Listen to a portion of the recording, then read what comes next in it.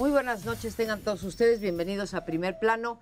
Esta mañana hubo un evento en el Castillo de Chapultepec en donde se presentó ya el tradicional informe de esta organización dedicada, entre otras cosas, al estudio de las policías en nuestro país. Y pues nos presentan un reporte que sí llama mucho la atención. Se trata de un estudio hecho por esta organización en donde se pretenden medir dos cosas. Por una parte, si los estados de la República y el gobierno federal están cumpliendo con lo que marca la ley desde el 2008, o sea, hace ya más de, ¿cuántos? 5, 6, 7, 8, 9 años, sobre el desarrollo policial. ¿Desarrollo policial en qué sentido? Si tienen las condiciones adecuadas de seguridad social, si tienen medidas disciplinarias, si tienen capacidades desde derechos humanos hasta el manejo de telecomunicaciones, de vehículos, etcétera, y, en fin, en términos generales, cómo trabajan las policías.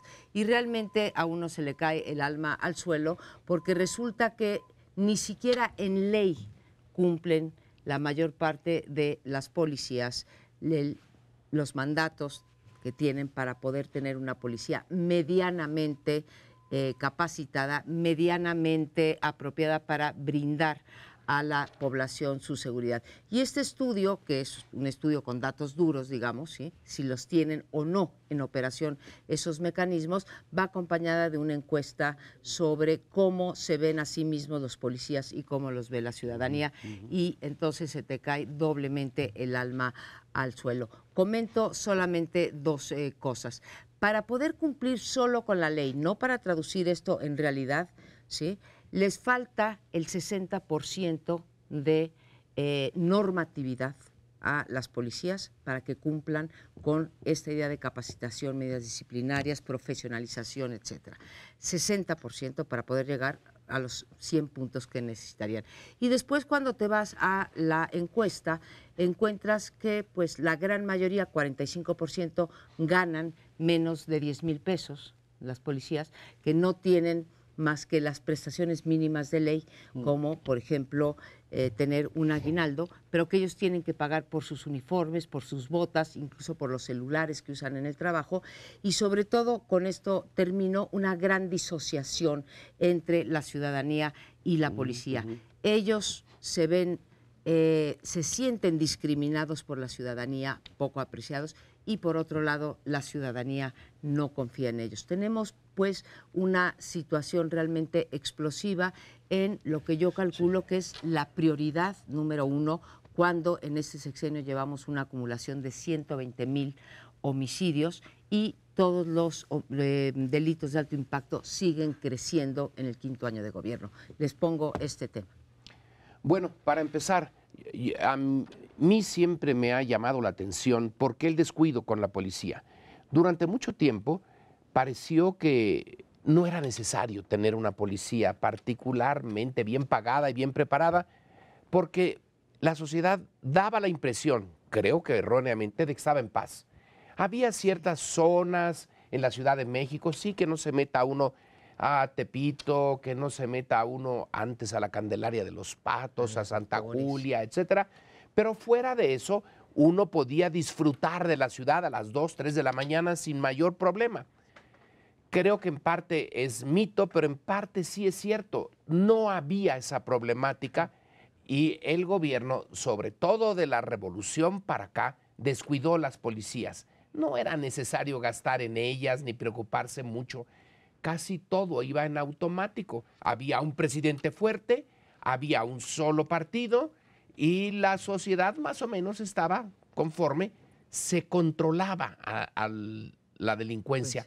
La policía controlaba a los delincuentes, no necesariamente los metía a la cárcel.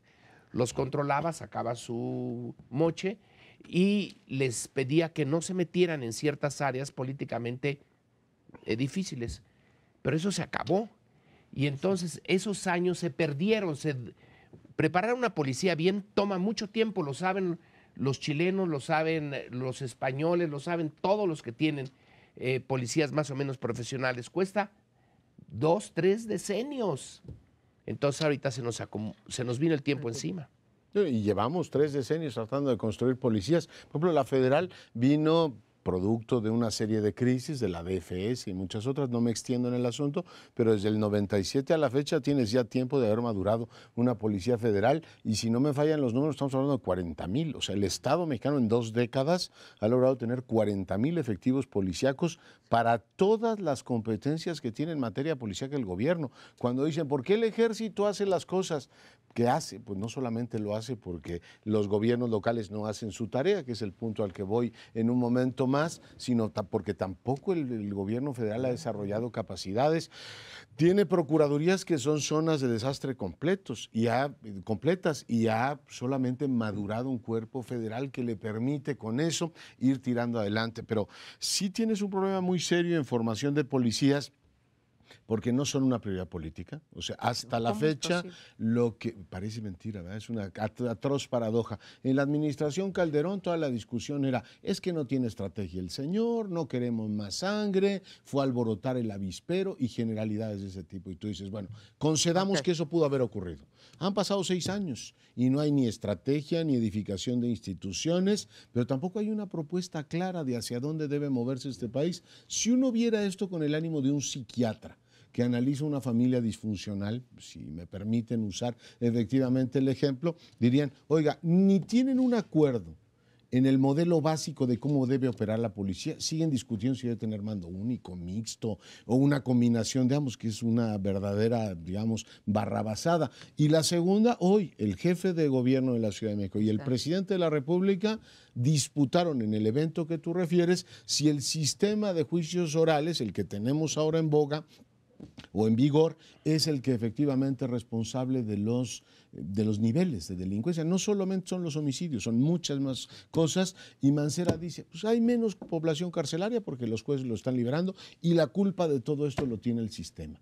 Y el presidente dice, oiga, pues el sistema lo aprobamos y usted tuvo 8 años para instrumentar el conjunto del sistema, reconociendo que el anterior no funciona. Eso le dijo Peña Nieto a Mancera. Y Mancera dijo algo que es terrible y perturbador. Este gobierno dijo que lo que había que hacer para combatir la delincuencia era reforzar las policías y gastar en prevención. Resulta que el año pasado no hubo presupuesto para prevención y este año, dice Mancera, en vez de estar gastando 2,000 millones, vamos a gastar 300 millones, que no me alcanzan ni para la Ciudad de México. En suma, es completamente disfuncional el debate. Y no hay acuerdo sobre lo básico. Si queremos efectivamente reforzar el sistema o darle marcha atrás de juicios orales, los gobernadores no han tomado como prioridad el formar cuerpos policíacos, como les han demostrado hasta el cansancio. Los policías ganan, el sueldo de la mayor parte de los policías de este país está por debajo del umbral de la pobreza, no les alcanza ni para comer. Entonces, ¿qué policías queremos tener? Pasan los años y no hay resultados. Son muchas las razones que explican, digamos, esta pérdida de control de varios años para acá en materia de delincuencia al enfrentar al crimen organizado. Son varias cosas. Esto de los juicios orales, pues es un debate muy complicado porque se sabía que no iba a responder muy pronto, es decir, que había dificultades para adaptarse, para formar a los jueces, para formar a los fiscales, a los procuradores, etcétera, en esta línea, ¿no? Era parte del debate. Y no llevamos demasiado tiempo y ya está cuestionando, digamos, que el modelo puede no funcionar. Yo no lo sé, que creo que es poco tiempo para hacer una evaluación ya tajante y contundente. Lo que sí es cierto es que muchas veces en otros temas hemos importado modelos de otras partes, donde funcionan bastante bien y aquí no. Aquí no terminan por funcionar por muchas razones, entre otras, por supuesto, la corrupción, que no permite que las cosas funcionen como están planteadas. Entonces, ahí es un debate todavía pendiente. Y en lo de las policías, pues también son una serie de cosas que se han dejado. Tú decías, por ejemplo, la estrategia de Calderón, que fue muy criticada, y resulta que 5 años después, bajo un gobierno de otro signo, del PRI, pues las cosas están, si no igual, sino hasta peor incluso, ¿no? En términos del número de muertes, etcétera. Bueno, ahí lo que tendría que decirse es si la estrategia estaba mal, y lo que pasa es que este gobierno la continuó. Entonces, al continuarla casi en sus mismos términos, digo, habrá habido algunas modificaciones de enfoque, qué sé yo, pero básicamente fue lo mismo, pues los resultados no puedes esperar que sean distintos. Aquí creo yo que tendremos que poner mucha atención en las propuestas que hagan los candidatos, una vez que surjan, más allá del candidato que ya conocemos y que sí ha empezado a hacer algunas propuestas de qué va a hacer con este problema. Se pueden discutir, se pueden estar de acuerdo con ellas o no, pero tenemos que poner mucha atención en qué van a decir los candidatos sobre cómo van a abordar esto. ¿Van a seguir con el mismo modelo, como lo hizo Peña Nieto en su momento, o le van a hacer algunos cambios sustanciales? ¿Pero hay modelo? Sí. Bueno, ¿O el modelo es que no sean funcionales las policías? La estrategia o lo que se haya, en fin, lo que inauguró Juzgar por la Calderón realidad. en el momento que llegó, eso no ha funcionado. No. Va a seguir así, digamos, en el descontrol, si quieres llamarle así. No hay estrategia, no hay modelo, pero ¿va a haber algún cambio sustancial en eso? ¿Y cómo? Pero a ver, nada más agrego, es decir, Calderón deja efectivamente eso, pero antes de Calderón tampoco había modelo, o sea, Y no es que después dijeras, tampoco. Calderón llegó y puso el país patas arriba y no funcionó. No, el modelo está demostradísimo, que la violencia empieza a partir del 2005, porque Fox tiene una inacción completa y la frontera se te empieza a incendiar. Poco lo que pasa con lo de los juicios, es decir, oiga, está bien, lo de los juicios orales tiene problema, ¿usted sugiere que volvamos al modelo que del había antes. presunto culpable? ¿Ese es el modelo que usted propone para seguir? Yo creo que sí traemos 20 años de retraso en esto. Traemos más, 20 y más. traemos más. A juzgar, digo, los tres tocan puntos interesantísimos. Empiezo por juicios orales que estaba tocando, que ya están pidiendo que desaparezca. Tuvieron, José Antonio, lo mismito que en Chile. Yo sé que Chile es un país más pequeño y todo lo que quieran, pero tuvimos 8 años para hacer la transición. Y en esos 8 años, los primeros 7, y ahí va parte del gobierno de Calderón y parte del de Peña Nieto, ¿sí?, no se hizo prácticamente nada o no se hizo con la suficiente celeridad como ustedes quieran. Y ahora resulta que le vamos a echar la culpa a el sistema cuando ni siquiera se preparó. Peritos, policías de investigación, jueces, ninguno de esos tres y ministerios públicos. Y Le súmale falta la cuarta. prisiones que Y tienen autogobierno en este y país. entonces ahora decimos, pues no tuvimos tiempo. No, sí tuvimos tiempo y lo desperdiciamos.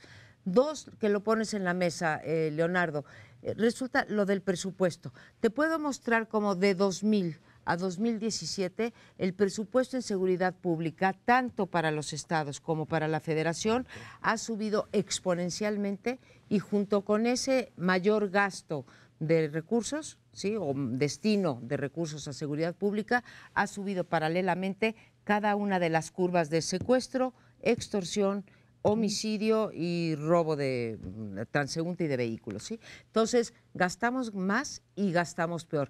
En ese sentido, el argumento de Mancera para los dos temas que me están tratando, juicios orales, que sí, ahora hay más delincuencia en la Ciudad de México porque han salido, ¿cuántos decías? 14,000, dijo. 14,000 delincuentes de la cárcel y que 300 millones no le alcanzan, para mí son simples justificaciones. En efecto, se echaron la culpa, como lo dijo en su discurso María Elena Morera, lo tenemos que resumir en que no hay compromiso, porque unos dicen que no les dan dinero y los otros dicen que no son sus obligaciones. Total, aquí nadie tiene la culpa y el eje de la seguridad, que es la principal, incluso por encima de la corrupción, el principal problema percibido por la ciudadanía, simplemente no está en las prioridades del gobierno. Entonces no es el problema de la policía.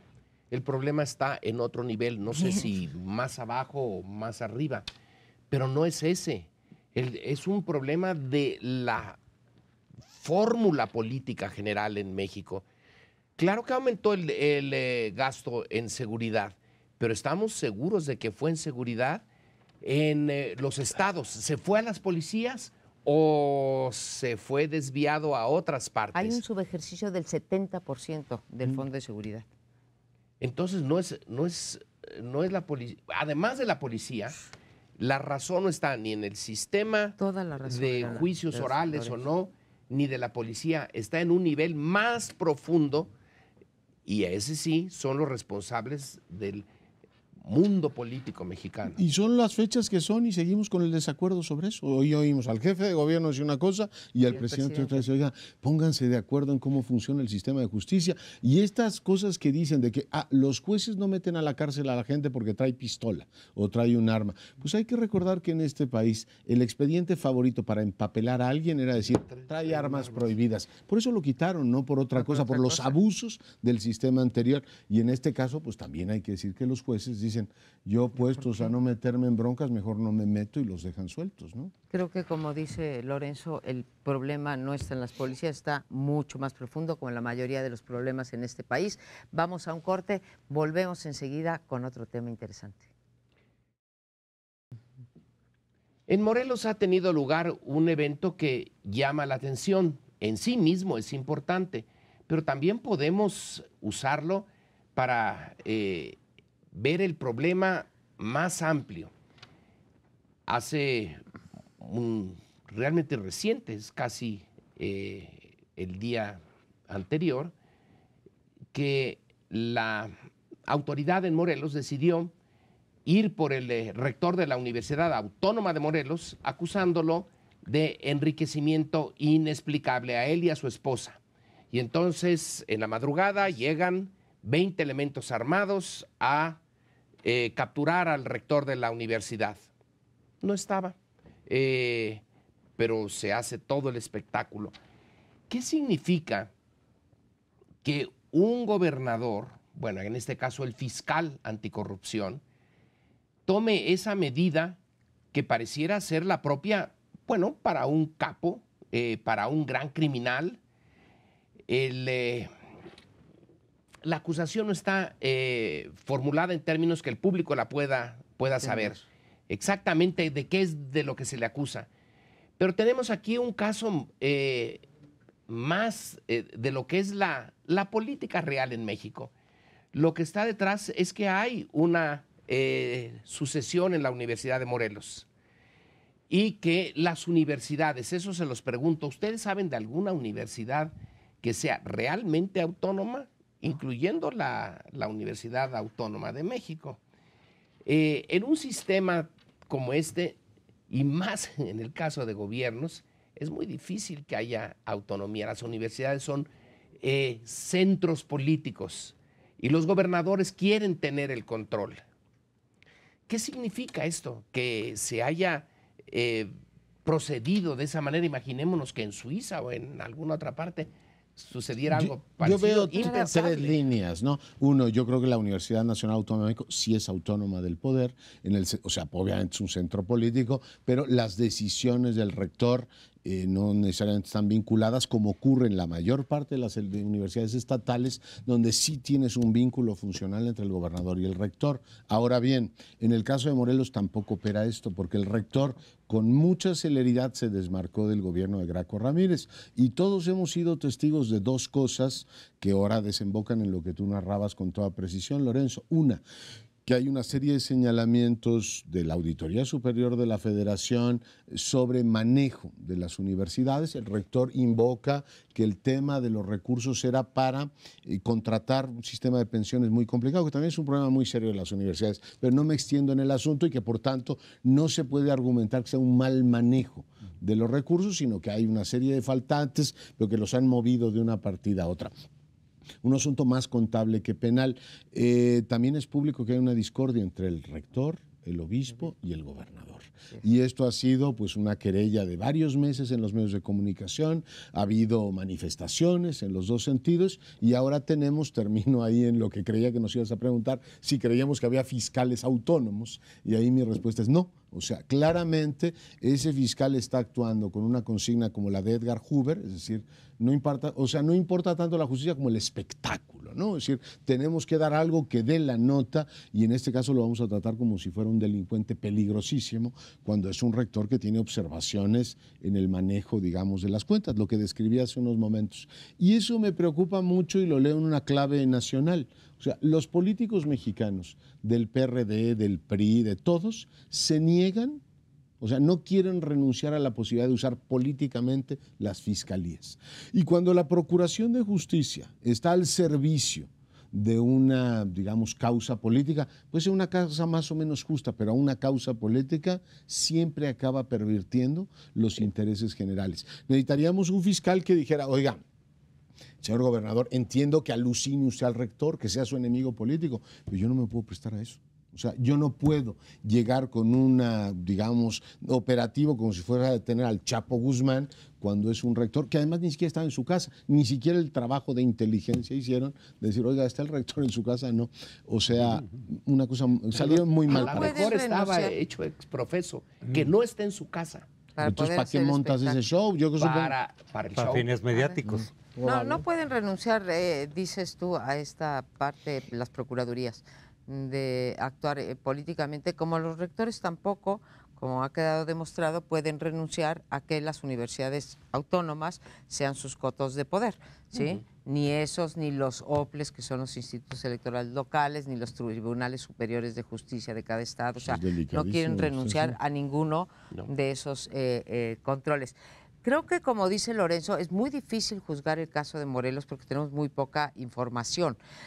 Lo que yo leí ayer en algunos periódicos es que se le acusaba de enriquecimiento ilícito, entre otras cosas porque había pedido ilegalmente un préstamo por 600 millones de pesos sin que esto hubiese pasado por las instancias correspondientes, ¿no? Entre otras cosas, ¿no? Para pagar, pero a mí no me importa, como que no importa mucho para qué, ¿no? Porque, no, Leonardo, porque también yo oigo mucho en las discusiones de corrupción, ¿sí? A ver, sí está robando, pero no es para su bolsillo, es para su campaña. No, señor. El señor está robando al erario público o no está robando al erario público, está cometiendo una ilegalidad o no. Entonces, no puedo juzgar porque, insisto, creo que tienes razón. Ahora, es una muestra clara de que en efecto las fiscalías se usan para cuestiones políticas, a veces para perseguir a unos, a veces para perseguir a otros, y nos gusta más que persigan a unos que a otros. Pero cuando dices, Lorenzo, ahí ya no me encuentro, yo sé que es un extremo de las palabras, cuando dices, lo persiguen como si fuera un capo o un delincuente mayor, no sé, sí me acuerdo y lo traigo a colación porque algún televidente nos lo señaló, que por qué no habíamos tratado el tema de la estafa maestra, ¿sí? Tenemos el señalamiento desde el 2013 por parte de la Auditoría Superior de la Federación de 22 universidades, ¿sí? En donde los rectores, porque eso pasa por los rectores, se prestaron a delitos penales, ¿sí? Porque a través de la ley de adquisiciones, ¿sí? Hicieron empresas fantasmas para hacer contratos con dependencias federales, ¿sí? Y así llevarse, lo siento mucho, un moche, una tajada, un porcentaje de esos estudios. Es un delito. Yo no sé si es equivalente al Capone o al Chapo, etcétera. No es. Pero es un delito y es un delito mayor. Y cometido por un universitario me parece que todavía adquiere más significado. Entonces sí estamos en presencia de ilegalidad, si esto es cierto. Pero si no sabemos. Incluso, por eso, así comencé, si el no lo hombre sé todavía. Pide el préstamo para pagar las pensiones, no se lo robó. Igual cometió un acto impropio, administrativamente hablando. Pero sí es muy diferente decir, yo contraté un préstamo para pagar el sistema de pensiones, o sea, como rector, decir, contraté un préstamo para comprarme un departamento en Miami. Como tú dices, un pleito político entre el rector y el gobernador. Puede haber una falta administrativa e incluso legal, efectivamente, al buscar un contrato de deuda por fuera de las vías que están previstas. Claro, la que dice la gente alrededor del rector es que era indispensable y es que el gobernador no nos estaba ayudando con eso. El gobernador, ya desde por diferencias políticas y demás, el Estado no estaba cubriendo esta parte que estaba ahí en un déficit importante, se nos estaba cayendo eso y incurro yo en eso. Que ciertamente, entonces hay una parte ilegal, pero políticamente no es lo mismo de decir es que se lo quedó el señor, se lo llevó a una cuenta personal o algo por el estilo. Pero a final de cuentas, sí estamos viendo como la culminación de un conflicto político que viene casi desde que se inició este sexenio en Morelos. Por diferentes razones relacionadas con eso, de ahí derivan, pero luego se vinculan con otros temas.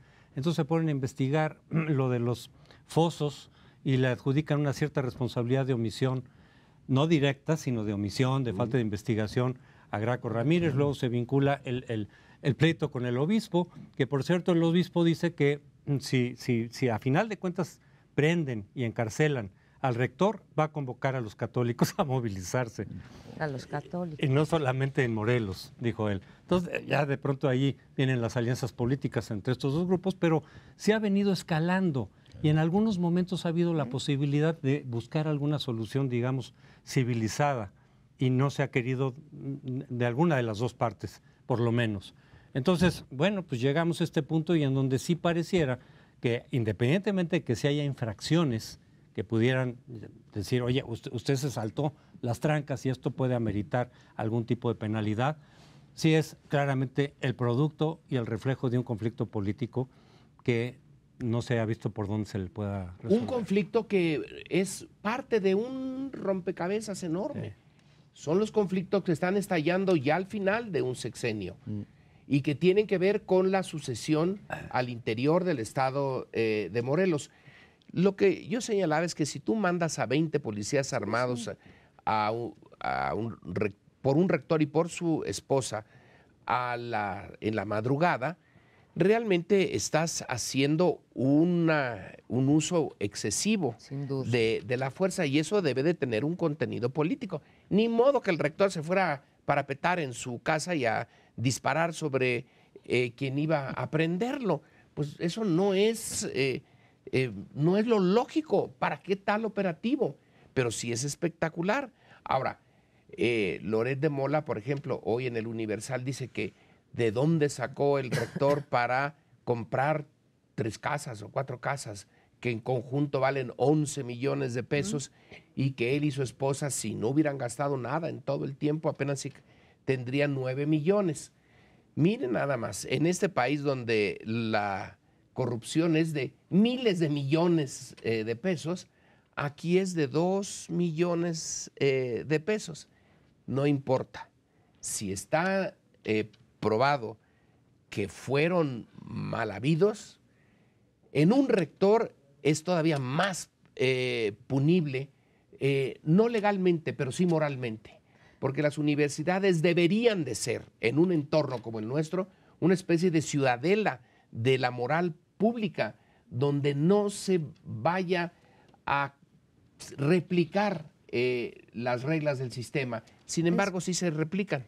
Es que creo en México los cables muy cruzados con esto de la legalidad y cuándo sí, cuándo no.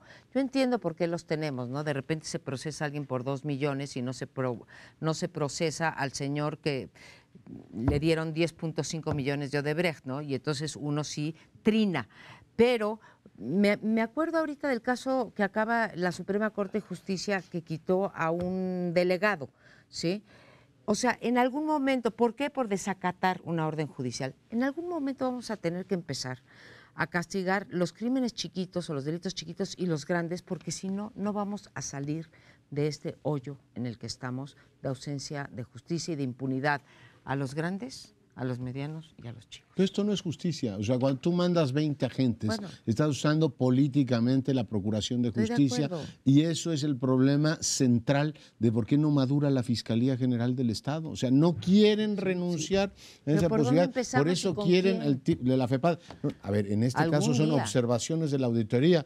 Tú misma acabas de recordar la estafa maestra. 3 años antes, el auditor superior de la Federación dijo, aquí están varios rectores sobre los 22. cuales podría proceder. Y no Y les ninguno. hicieron No Y pasó nada. procedió la Fiscalía General. Punto dado. No aprobó. Y en este caso, pues, lo que hizo fue un espectáculo para una venganza política. Correcto. Nos vamos, porque ya nos están diciendo que hay un corte. Vendrá el corte inevitable y luego seguiremos nosotros.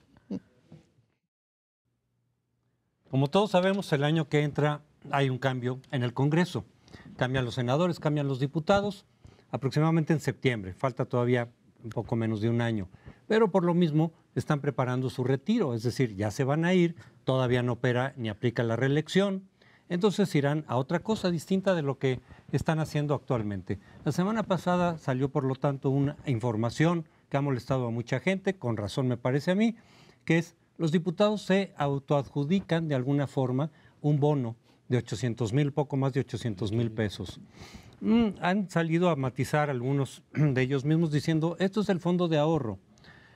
Aparte de algún dinero de retiro, porque se acaban nuestros 3 años en el caso de los diputados, y nos vamos y hay un fondo de despido que en muchos otros cargos públicos también hay. Cuando terminas en un momento determinado tu cargo, ahí se te da una cantidad casi siempre bastante generosa para los funcionarios públicos, en este caso para los legisladores.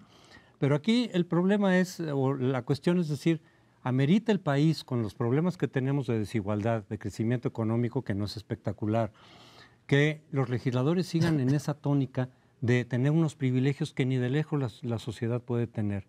En muchos cargos, en muchos puestos, sí hay esos fondos de despido, pero no de esa magnitud. Y aquí viene un poco también con lo que vimos hace poco después de los sismos, en donde los partidos de pronto ofrecieron que iban a ser mucho más austeros, al grado incluso de proponer que se iban a quedar como partidos sin financiamiento público. Claro, los partidos son una cosa, aquí son los legisladores. Bueno. Nadie ha propuesto que los legisladores se queden sin salario, nadie de ellos por lo menos. Pero se supone que había un espíritu de ser más austeros. Y entonces de pronto, nada, ¿no? Que la austeridad desapareció con los sismos. Es digamos, una mala imagen que tienen frente a los ciudadanos, y no de ahora, sino de hace mucho tiempo. Las encuestas de opinión pública también ponen a los diputados en particular, hasta el fondo. Diputados y policías, ¿no? Sí. Yo haría una pregunta, me la estoy haciendo ahora. ¿Sirven? ¿Sirven los diputados? ¿Sirven los senadores? ¿De dónde viene que haya diputados y senadores? Viene de una visión de Locke, de Montesquieu, de ponerle freno al poder. Solo el poder puede neutralizar al poder, ¿no es así? Y entonces tú separas dos y luego el judicial tres y los pones a jugar para que ninguno pueda imponerse y tener el poder absoluto. Pero en México, ¿sirven para eso? Cuando tenemos el fiscal de la FEPADE, se intenta hacer una investigación sobre esos 10.5 millones de dólares que dio Odebrecht. El resultado es que quien pierde es el fiscal y la investigación no se hace. El Congreso, en este caso los senadores, deberían de haber estado allí para desquitar su sueldo, hacer valer su papel, y no lo hacen. ¿De cuándo acá han realmente sido una verdadera muralla para evitar los excesos del presidente? Para eso se les paga, ¿no? Se dan buenos sueldos, pero su papel... Creo que algo hemos avanzado en materia de representación política en el Congreso. No estamos en las épocas doradas del PRI de los años 60, en donde en efecto el presidente levantaba el famoso teléfono rojo y le decía al pastor del PRI, que era el único que existía en la Cámara porque tenían 95% de la representación en Cámara de Diputados, y le decía: me votan de tal manera. O como un día nos platicó en el CIDE, tú te acordarás, un ex secretario de Hacienda, que decía que él se iba de vacaciones cuando se discutía el presupuesto y luego nada más le hablaban: ya se aprobó tal y como usted lo mandó, señor secretario. En ese sentido creo que sí hemos avanzado, aunque claro, el pastel se ha hecho más grande y se lo reparten cómodamente entre ellos sin pensar la mayor parte de las veces en las necesidades de la población. Ahora, esto de los abusos de los políticos, ¿qué pasa en los órganos autónomos? ¿Sí? Por ejemplo, en el caso del INE, una cosa que he criticado siempre es: ¿por qué se tienen que dar un bono en el año electoral? Pues si son consejeros electorales. Entonces, está bien el bono, no es bono, el seguro de retiro, ¿cómo se llama? Voluntario. Separación. No, separación. Entonces, bueno, tú das una parte de tu sueldo, ya es un privilegio, y el gobierno te pone otro o la Cámara otra. Pero no estamos hablando de eso. Estamos hablando de un bono extra por 3 años de trabajo. Y me viene a la mente lo que escuchaba hoy en la mañana, la mesa que me tocó moderar en la cosa policial. Solamente el 15% de los policías tienen un derecho de retiro. Y de retiro, no te estoy hablando de que 3 años de legislatura. Me parece totalmente aberrante, y más en un momento de dificultades económicas, del terremoto y de la demagogia que nos recetaron los partidos políticos en el sentido de regresar las prerrogativas, porque tú dices, bueno, una cosa son los partidos, otros los legisladores. No, en este país son una y la misma cosa. Están los legisladores, bueno, hay algunos 2 o 3 independientes que no pueden hacer eso, sí, pobres nada, ¿sí? Son miembros militantes de los partidos que responden a los intereses, ya sea del gobernador, de la bancada, de como ustedes quieran, ¿no? Entonces, no me cacha una cosa de vamos a dejar nuestras administraciones de los últimos 3 meses por el terremoto, pero vamos a cobrar con la otra mano los 800,000 pesos de un bono a cuenta de no sé qué, porque ese es su trabajo. Tiene como 84 millones de electores, o sea, claramente la gente se da cuenta de eso, y de ahí el desprestigio y el desapego con la democracia. La gente dice, oiga, exacto, ¿qué me cuentan? O sea, ¿usted cree que yo me comulgo con ruedas de molino? ¿De qué estamos hablando? Y diría 2 cosas. Uno, el sistema de retribución, si lo quieres hacer, digamos, complicado, lo haces cada vez menos transparente, ¿no? Es decir, en vez de que fuera una cosa perfectamente clara, a ver, estos señores ganan 80,000 pesos cada uno y no hay 18 conceptos de pago diferente, échenle un vistazo a los congresos locales, es todavía peor. Dicen, no, el sueldo es de 60,000, pero les damos gastos de no sé qué y otros para gestoría política, y al final la bolsa acaba siendo de 1,5 millones por cada diputado. Y tienes, empezando por el Congreso de la Ciudad de México, que es el más caro del país, pero no parece que aquí parezca interesante para prácticamente nadie. Es el más caro de todo el país, y tienes pues la repartición de las clientelas y los dineros sin ninguna transparencia. Que haya un seguro de separación del cargo a mí me parece perfecto. Oiga, es un seguro de desempleo para todo efecto práctico. Hágalo transparente. A ver, aportan tanto y al final de su cargo se llevan tanto. Pero todo lo hacen tremendamente complicado y digno de sospecha. Y por supuesto el respetable, el soberano, se da cuenta que 5.2 billones que acaban de aprobar como presupuesto, pues no cambia la vida de la gente, ni tienes inversión pública, ni te mejora la infraestructura, ni te mejoran los servicios públicos. Entonces tú dices, oiga, ¿y a dónde se va todo este dinero, no? Pues ya sabemos.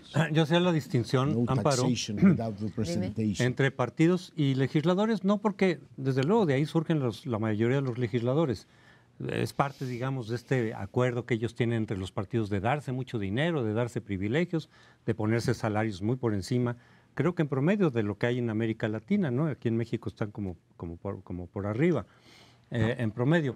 Sino de que no se confunda el presupuesto de los partidos, esos 12,000 millones que se aprueban para el año que viene, no es de ahí de donde sale el dinero, no. Esa parte es otro presupuesto. Bolsa.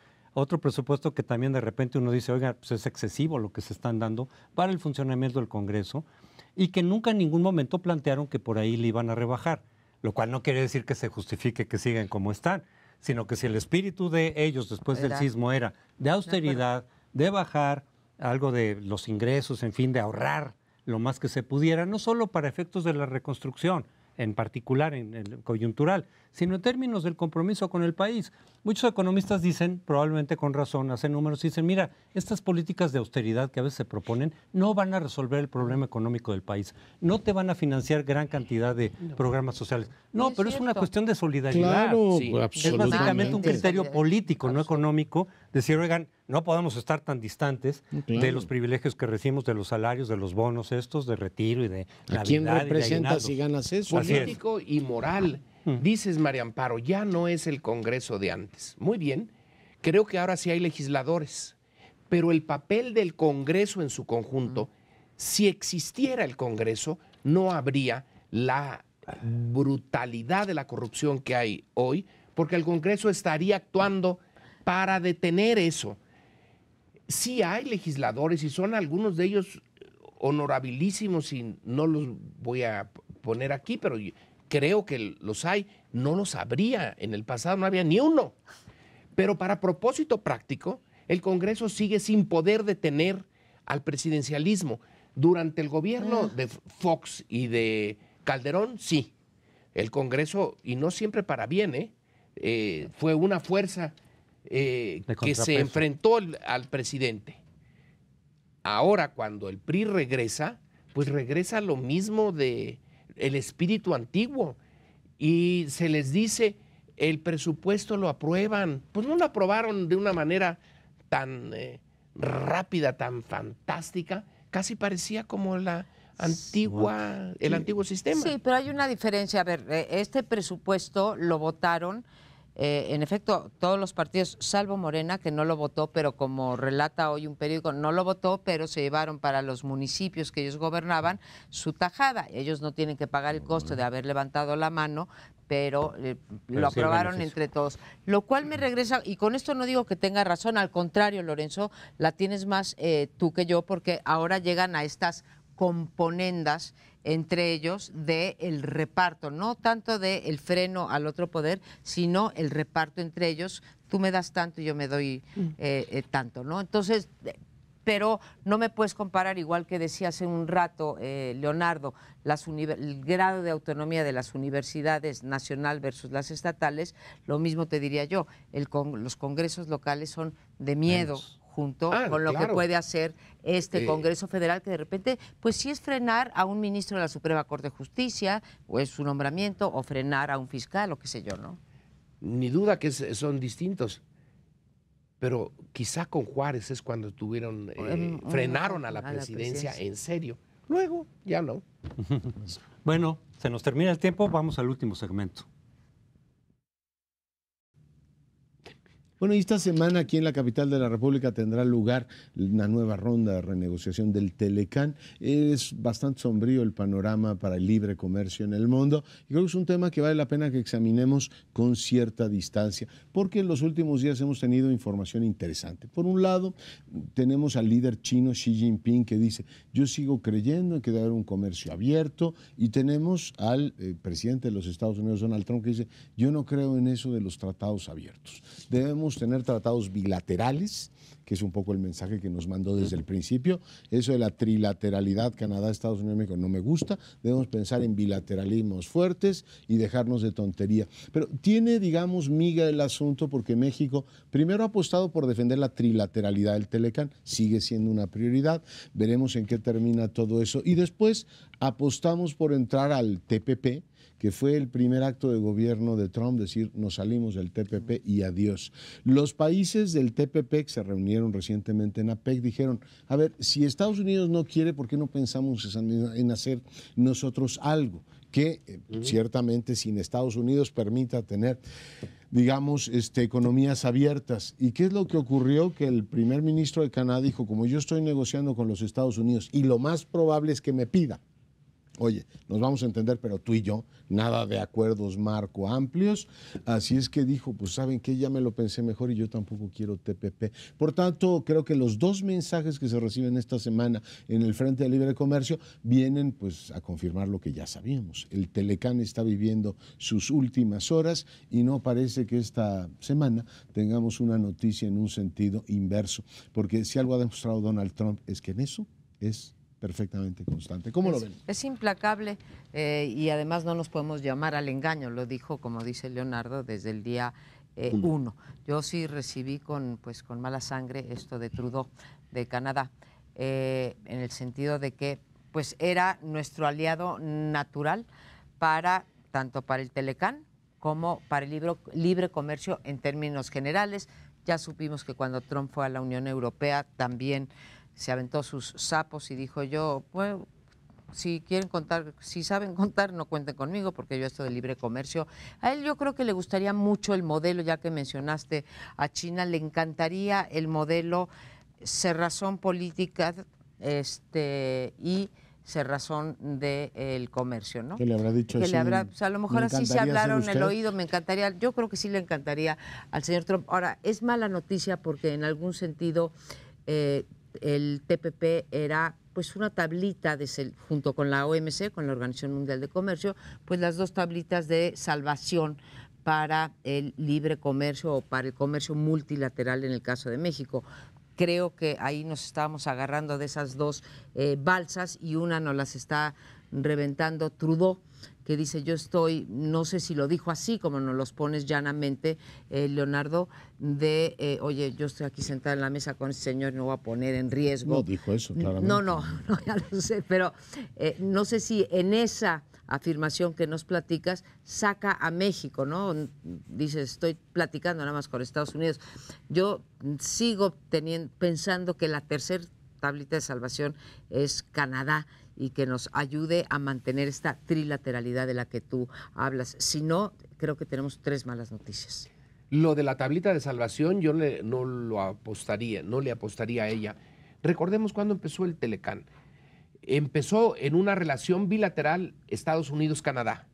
Se discutió muchísimo en Canadá si se quería o no se quería. Así es. Hubo una campaña incluso para no entrar al Tratado de Libre Comercio con Estados Unidos. Ganó eso de que sí, vamos con Estados Unidos.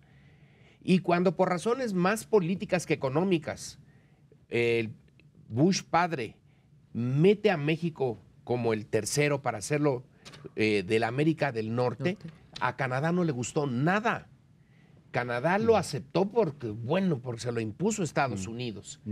Entonces, ahora que Estados Unidos está diciendo, fíjense que a mí el TLC no me gusta, bueno, pues Canadá está volviendo a lo que siempre quiso, una relación con sus primos hermanos.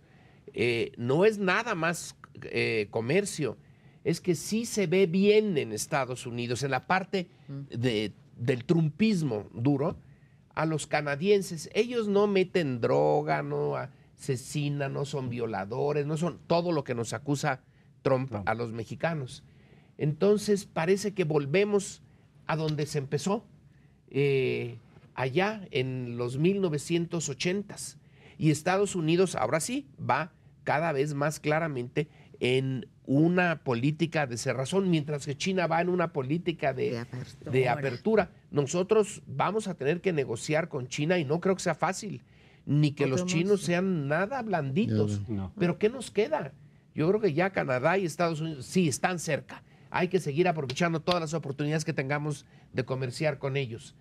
Pero ya no volver a poner el destino, porque se puso el destino de México en el TLC. Era la salvación, íbamos a cambiar de modelo económico, de modelo político y de modelo cultural. Creo que ahora ya eso quedó atrás. Pero además de los precedentes que nos pones más antiguos de la postura de Canadá, también más reciente, también la posición de Canadá fue, si ya no se puede, yo lo siento, ya se había lavado las manos. Pese a la visita de Trudeau, aquí, que pareciera que de pronto los dos países estaban diciendo, oye, frente a las posturas duras de Estados Unidos tenemos algo en común. Pero cuando se habló en un primer momento de que se acababa el Tratado de Libre Comercio, los canadienses dijeron, señores, pues ni modo, ¿no? Pero a mí sí, mi prioridad está en negociar con los Estados Unidos a nivel bilateral. Por lo tanto, a mí no me sorprende demasiado esta nueva postura de los canadienses, es decir, prefiero privilegiar mi relación con Estados Unidos que cualquier otra cosa multilateral o de libre comercio por allá del Pacífico. Ahora, la pregunta es, frente a eso, ¿cuál es la nueva postura o va a haber una nueva postura o no de México frente a las mesas de negociación del Tratado de Libre Comercio? Tendría que endurecerse un poco más, o más de lo que ha sido, de lo que ha puesto. Se ha hablado ahí de que a lo mejor la negociación va a ser en paquete, es decir, no solo tratado de libre comercio o no solo una relación bilateral de libre comercio, sino de pronto muchos de los temas que están sobre la agenda bilateral entrarán en paquete o no entrarán.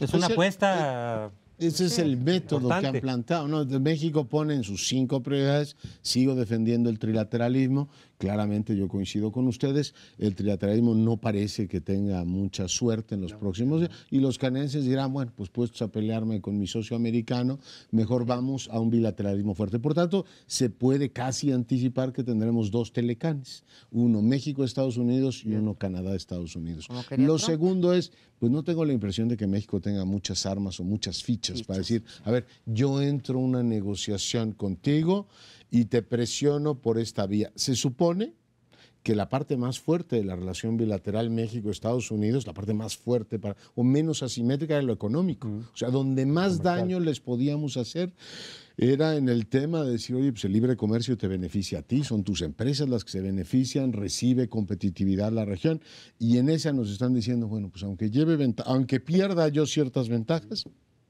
no estoy dispuesto a hacerlo. Por tanto, en los demás ámbitos de la relación donde no tienes ni un atisbo de institucionalización, no hay ningún acuerdo. ¿Cuáles serían esos ámbitos? Seguridad, por ejemplo, hay que poner protección de la frontera, todo lo que tiene que ver con...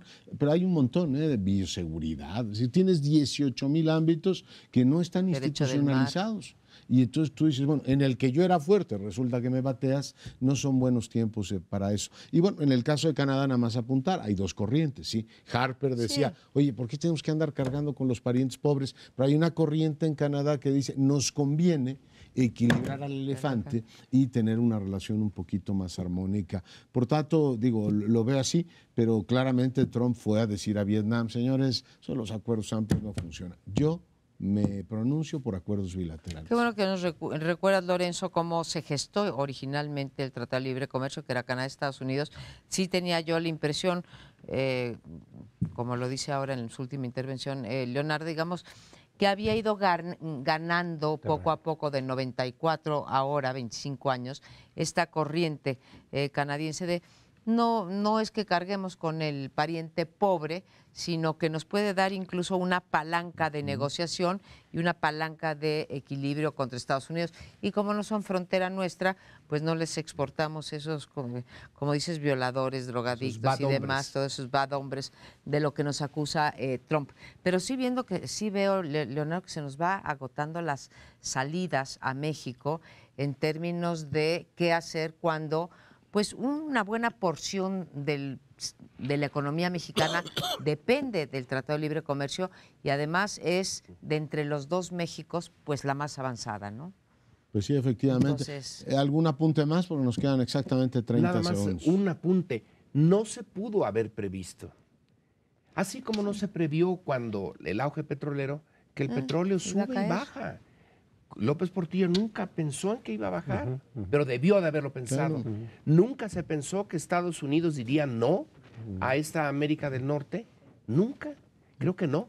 No lo pensaron. Y creo que lo que tampoco calcularon nunca es que el cuestionamiento del libre comercio no viniera de la derecha, más radical, que es la que está diciendo, ya no queremos libre comercio. Frene usted la globalización, que es lo que está pidiendo Trump. En lugar de la Siempre se izquierda. esperaban que eran los gobiernos de izquierda los que pedían eso.